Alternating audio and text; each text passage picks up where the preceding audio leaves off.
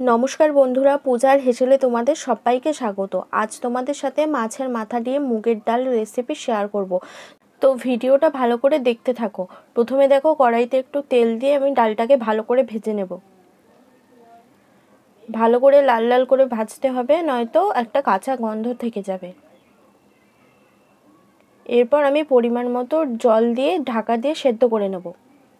এরপর নুন হলুদ দিয়ে ভালো করে মাছের মাথাটা ভেজে নেব। ভাজতে ভাজতেই মাছের মাথাটাকে আমি ভালো করে ভেঙে নিলাম। এরপরে কড়াইতে আর একটু তেল দিয়ে ফোড়ন দিয়ে দেব, আর একটা শুকনো লঙ্কা, অল্প পেঁয়াজ কুচি, এবার আদা রসুন বাটাটাও ভালো করে দিয়ে ভেজে নেব।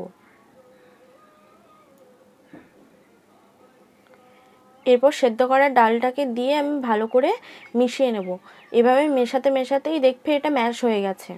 এরপর মাছের ভাজা মাথাটাও দিয়ে দেব, দিয়ে ভালো করে ভেজে নেব। এরপর সব মশলাগুলো একে একে অ্যাড করব, যেমন হলুদ গুঁড়ো, লঙ্কা গুঁড়ো, জিরে গুঁড়ো দিয়ে ভালো করে আবারও মিশিয়ে নেব।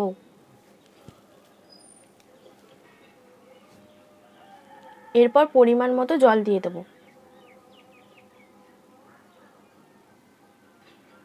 খুব পাতলা খুব গাঢ় করব না, মিডিয়ামই রাখবো। এরপর নুন আর একটু দিয়ে দেব, আর অল্প চিনি দিয়ে দেব, আর শেষে গরম মশলার গুঁড়ো দিয়ে নামিয়ে নেব। তো দেখো, সহজ পদ্ধতিতে আমার মাছের মাথা দিয়ে ডাল রেডি হয়ে গেছে। তো ভিডিওটা কেমন লাগলো অবশ্যই তোমরা কমেন্ট করে জানিও, আর ভালো লাগলে আমার চ্যানেলটিকে সাবস্ক্রাইব করো, লাইক করো, শেয়ার করে দিও। দেখা হচ্ছে নতুন কোনো ভিডিওতে।